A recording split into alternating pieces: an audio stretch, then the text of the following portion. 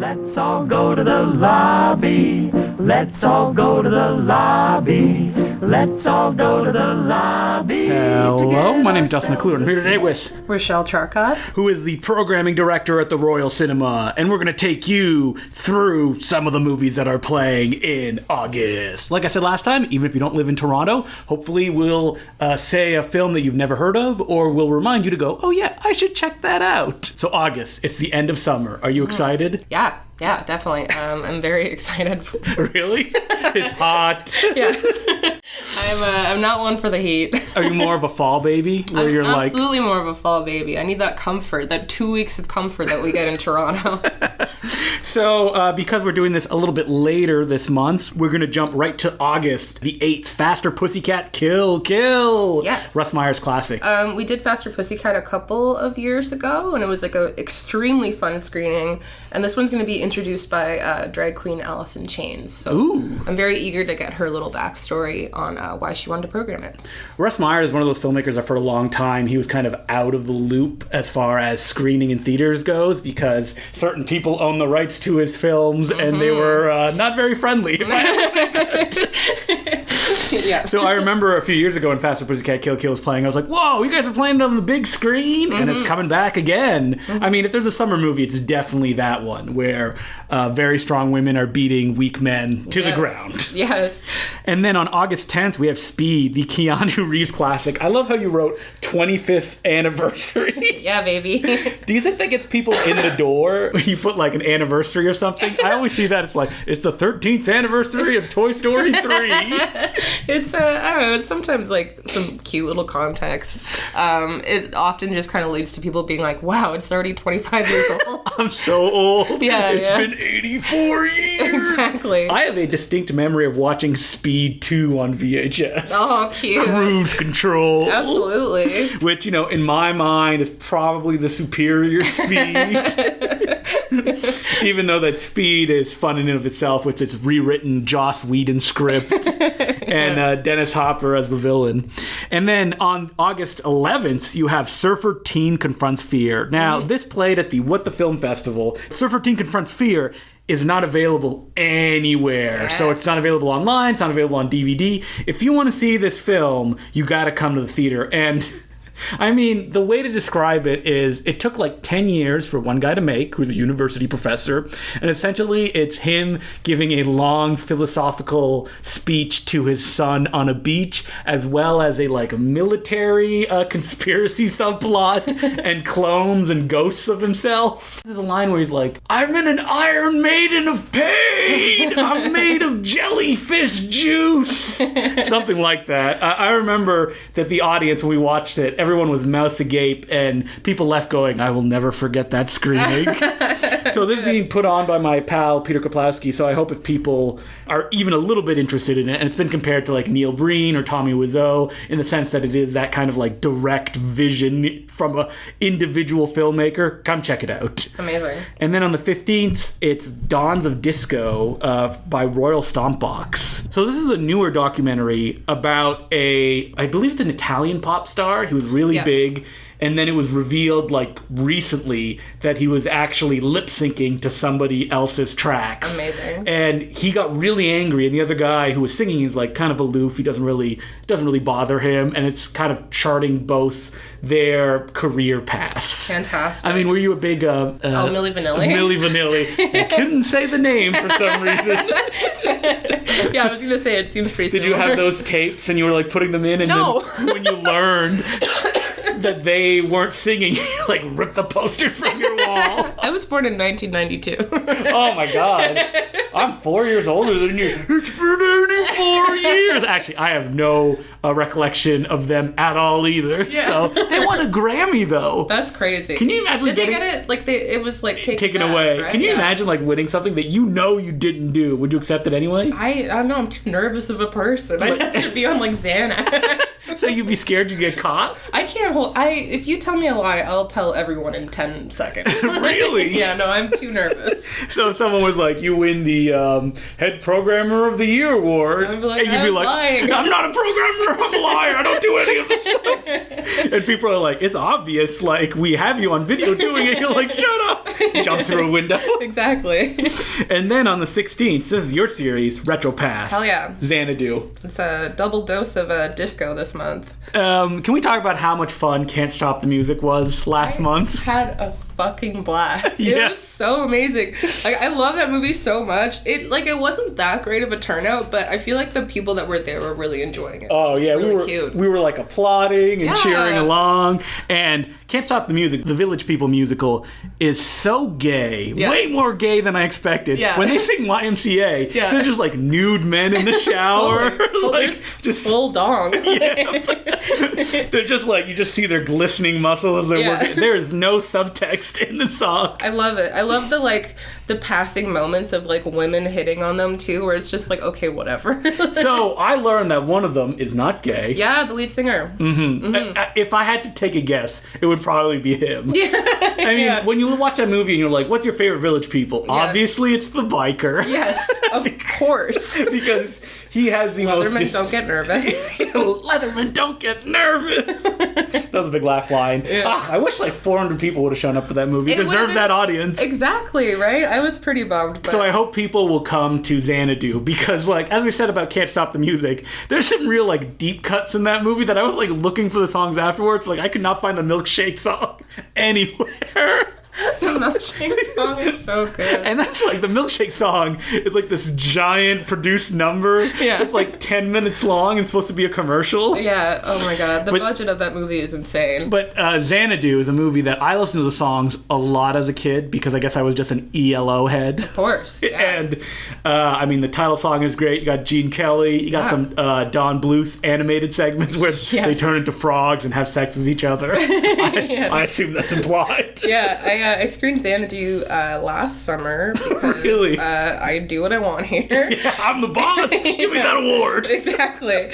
And last summer, ELO was going to be in town, or Jeff Lynne, rather, was going to be in town for a concert like maybe 2 weeks later or something. So I messaged him on Facebook. And I was like, hey, like, we're doing a screening of Xanadu. Is there any chance you'd like to do, like, a video introduction? And he left me on red. What does that mean? That means that he read it and didn't reply. It's not like he left you on red, like he put you in, like, a red box of some kind. He put me on red. Oh, your red alert. showing Justin. 1987. Yeah, so I'm absolutely screening it again.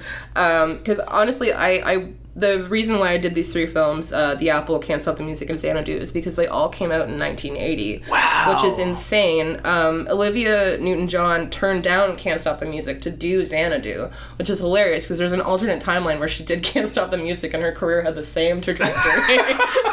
So it's basically, it's like a butterfly flapped its wings, but nothing else changed. It's just like, it's a chaos theory, but not really. Yeah, exactly. I mean, Xanadu is probably like, probably the safer choice. It probably looks slicker and a like more popular band that had been around for a while. I Can't Stop the Music, like we keep saying, like they didn't even sing Macho Man. What's going on? Really, like, the only hit that's in that movie is YMCA, right? Yeah, the other one. Yeah. What is the one they talk about? A magic night.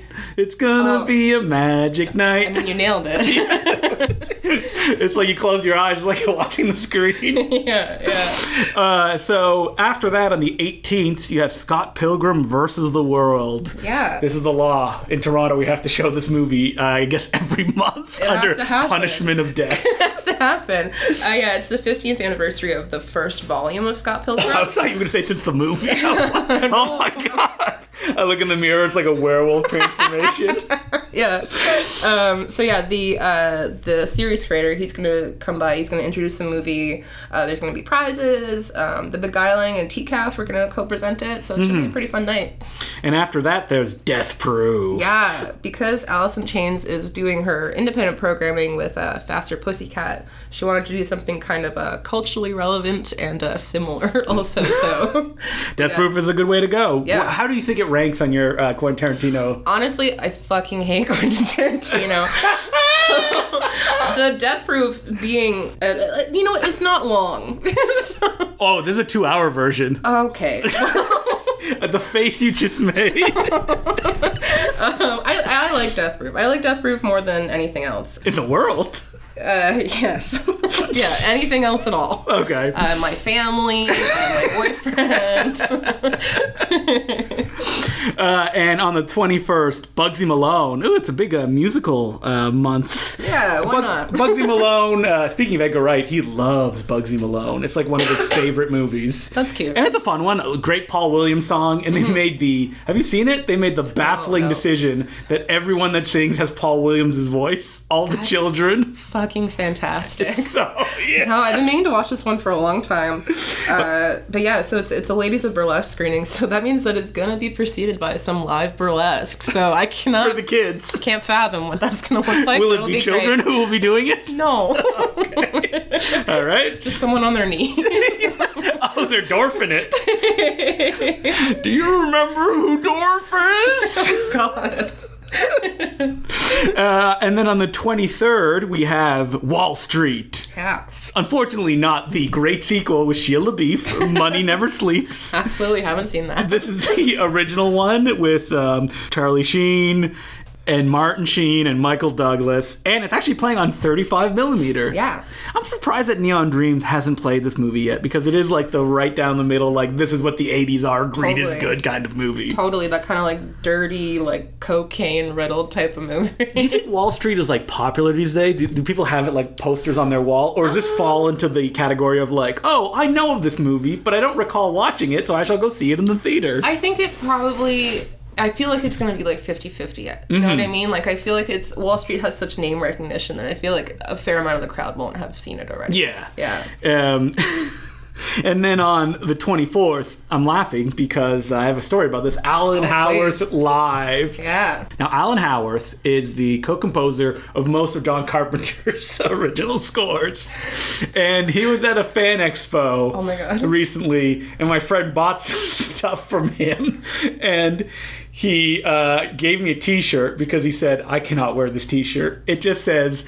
Master of Horror Music on the front, and on the back there's Alan Howarth's face, and it's not just like a little picture, it's the whole back. Yes. And he's like, it doesn't even say who it is. It just says Master of Horror Music. And my girlfriend Emily's like, you can't wear that when you go outside, it's so weird, it's just like his big face on the back. I think it's been like banished to like a drawer somewhere, which makes me say I hope that he has some of those shirts again so I can restock. I absolutely need one of those t-shirts. And I mean, Alan Howarth, like, he doesn't get discussed enough that he was the backbone of all those John Carpenter scores. 100%. So to see him play live is a rare and very fun opportunity. Yeah, he has like an immensely large amount of credits. Like, I feel like most like 80s genre films, people are going to recognize his work for. Mm-hmm. Yeah. Do you know if he's going to like play in front of a screen or he's just going to sing? No, I think he's going to play in front of a screen, yeah. That'd be amazing if he just came out with a microphone and he was like, it's me, Alan Howarth. It's like, I thought he was famous for playing like synth soundtracks. It's like, no. Yeah, well, he's going to Bob Dylan direction. There's like a keyboard on the side, but he never plays it. When's he going to go over to that keyboard? And then Eastern Promises, A Brighter Summer Day. Great movie. Edward Yang, big fan. Haven't seen it in like a decade. I remember almost nothing about it. But I would highly recommend it. It's like a masterpiece. Yeah, Eastern's been feeling his kind of like epics for the summer fantasy, which I'm super into. Fantasy? AKA Akira Kurosawa. That gets people in. They know those movies. Yes. So I think it's going to be really, like, it'll be interesting. We're starting it at 4:30 because it is quite the long movie. Yeah, I think it's like 3 hours and a half, isn't it? I think so, yeah. Mm-hmm. But like we've always said that these long movies are best watched in a theater, so you're not just on your phone going like, I need some kind of, injection of adrenaline from Twitter. Give me likes. Absolutely. And then on the 27th, The Stuff. Yeah. I mean, that's the Larry Cohen classic. It feels like a royal staple only because it plays almost every year. Of course. The stuff has gone from like a movie people go like, you gotta see this, to like, oh, the stuff, okay, I get it. Oh, no. No, it's a great movie though. Yeah. But it is one of those ones that it's weird how people kind of glommed onto it as like the cult film no one knows about. Yeah. Until it's like everybody knows about the stuff now. Which is so funny because I feel like so much of his other work is that cult film that nobody knows about. The stuff appears on a marquee in Stranger Things season 3. Oh, really? So like that's so when funny. it's become like mainstream. Yeah, that's the marker. But for people that don't know, the stuff is like The Blob, but it also possesses people, and it's a satire on consumerism. Struggle to say that word. Where people eat the stuff and then it eats them from the inside out. Hell yeah. Great practical dummies being like, oh, and their mouths stretching as they get eaten by the white stuff. Did you see the Adam Waito poster? No, I didn't. It's like the Scream. Yeah. And it's a big stuff thing. It's really cute. I like it a lot. Great. Yeah. Oh yeah, any specific posters you want to highlight this month? Only that one, no other ones. Putting you on the spot. Oh no. I mean, they're always good. Andrew Barr sitting there like, mention my poster. I love everything Andrew Barr does.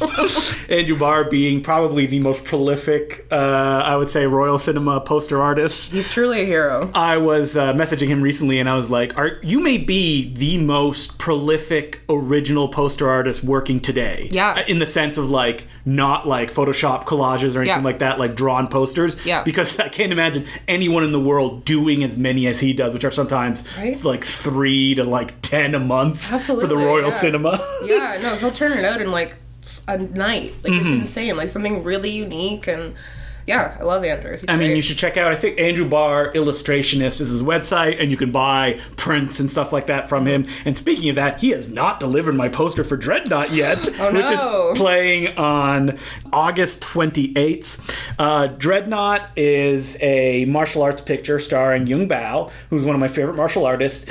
He is part of the three brothers, so it's like Jackie Chan, Sammo Hung, and then Yung Bao. And he was always the youngest brother. He was in almost as many movies as them, but he never really broke through. And this one is a kind of serial killer comedy, I guess. Fantastic. And it's about Yung Bao is a laundryman.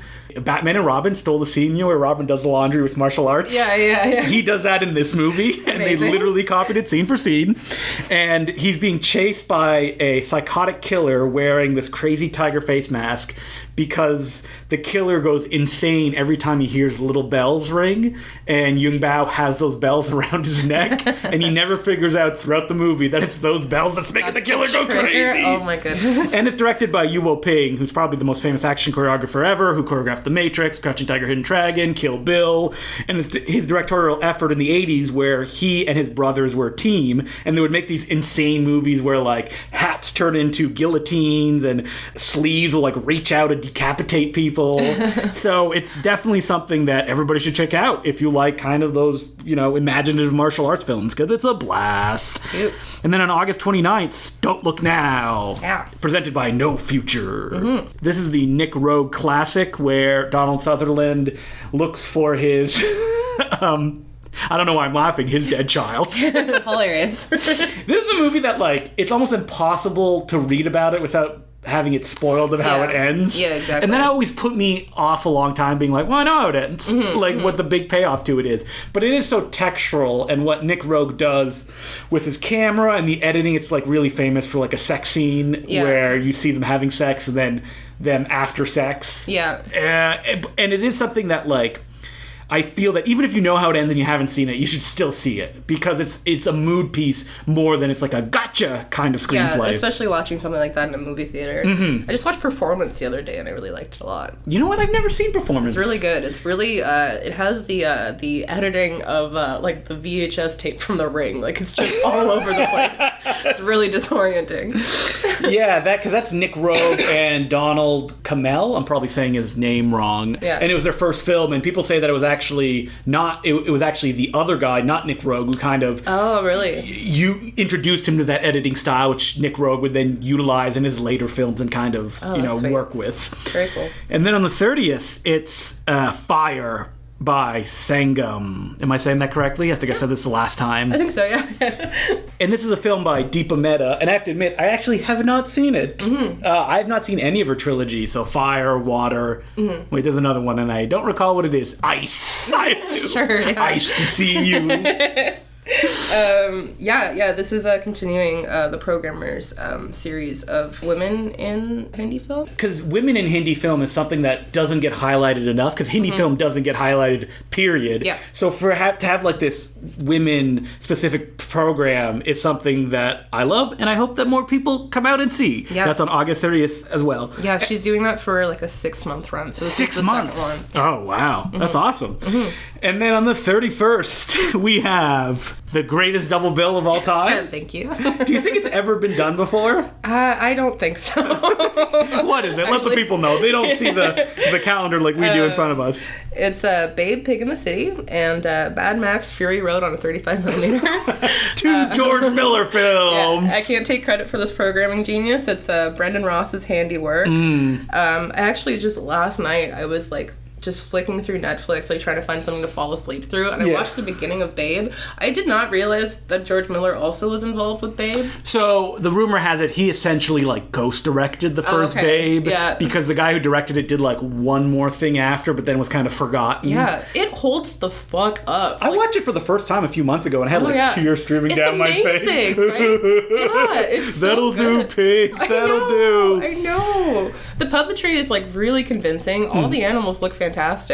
The puppetry is so good that you watch it and you're like, CG looks so bad when it comes to like talking animals. Right? Like they got it. They figured it out was Babe. Yeah, no, it's crazy. I could not believe how much it held up. So yeah, I had to watch it to prepare for the Babe Pig in the City screening. I've never seen Babe Pig in the City, and it's like famous where like people love it, and it's supposedly like, very dark as well. Yeah. I hear Babe becomes a punk in it. Oh, hell yeah. He's got his little Mad Max look. Yeah, and he has like a mohawk and like a little studded thing. Yeah. You know, classic Babe. I wonder if the film, like, people are like, it's dark, Babe kills a man. Or like Babe kills a pig and then eats him. Can you imagine a Babe film gets like a taste for flesh and they have to... Only pig flesh. Yeah. Technically still cannibalism. Yeah, exactly. I feel like there'll be a pretty big turnout to this one. Because it's like one of those, like, people don't play it, but people have very fond memories of Babe Pig in the City. For sure. Actually, speaking of amazing Andrew Barr posters, he did the poster for this one. So good. It's so cute. With like the little babe is like facing the big... Mad Max. Yeah. It's cute. That's one that like you want on your wall so people can come in and be like, what is that? And you're like, what is man, this about? there's a cinema that played the 2 films by this same director. Yeah. And then you get the classic, like, George Miller did Babe movies, and you're like, yes. He also directed Happy 2 Happy Feet. Yeah. Was the most coked out Robin Williams performance you have ever seen. He plays like 7 penguins in that movie.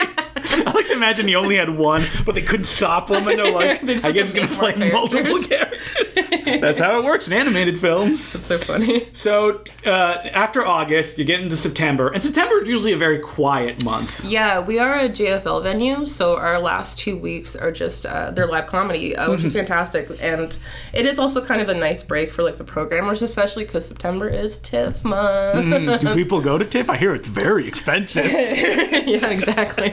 Such a hot take. I like to look through the chain at what's going on. Oh, it looks like it's so much fun. Yeah. That's a lie. I go to all the TIFF screenings, because I have a friend that's a programmer. Yeah. Thanks, Peter. Love you, Peter. Do you see many TIFF screenings? I normally do as many of Peter's as I can, Yeah. and then I'll just kind of like probably like another like 5 of just like other programs. So yeah, I'd say about like 10 to 15 a year. Are you looking forward to anything, or you just watch whatever comes your way? Whenever Truly. someone's like, I have a free ticket, just please take it. Truly. Exactly that.